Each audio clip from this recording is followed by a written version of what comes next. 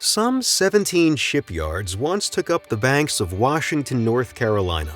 Mariners from all over ventured here to trade and work. It was also the place where many slaves took a step toward freedom.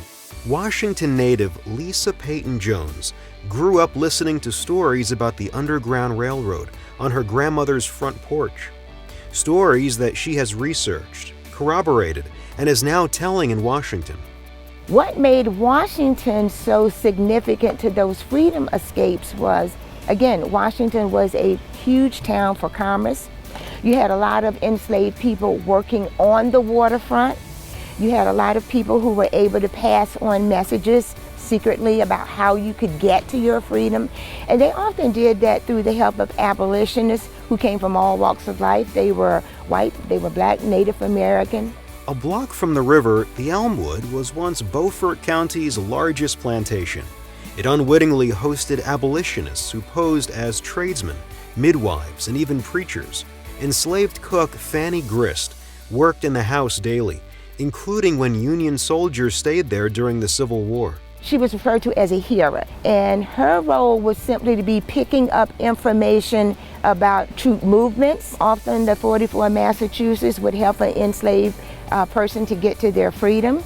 And so what she would do was she'd pick up these stories, she'd hear articles in the newspaper being discussed, and she'd be able to pass on some of that information to other freedom seekers who chose to or wanted to leave Wood Plantation. Inside Washington's waterfront Underground Railroad Museum, you'll learn that those messages were told in codes. As a young girl growing up here in Washington, I heard my grandmother and their friends talk about how flowers, a song, a nursery rhyme, how even clothing could be used to convey information to a freedom seeker.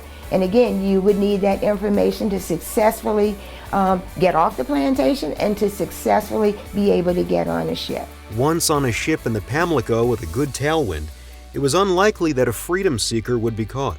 And so the river itself became an avenue of freedom, and it became a well-known avenue of freedom. And so many freedom seekers, their choice was to try to get to the Washington waterfront so that they could board some of the many ships that were either going to ports in the north, the Saltwater Underground Railroad, and because those ships traded with merchants overseas, one of the things you could do was try to get on a ship to get your freedom literally anywhere. Visit the original Washington and walk the waterfront. Explore the museum exhibits. See the faces of freedom seekers. Hear how sunflowers, black-eyed peas, and songs held vital messages about escape. Imagine what it meant to launch from the docks and leave a bonded life behind. Washington's history of the Underground Railroad is here for you to discover. It's a history worth knowing and retelling.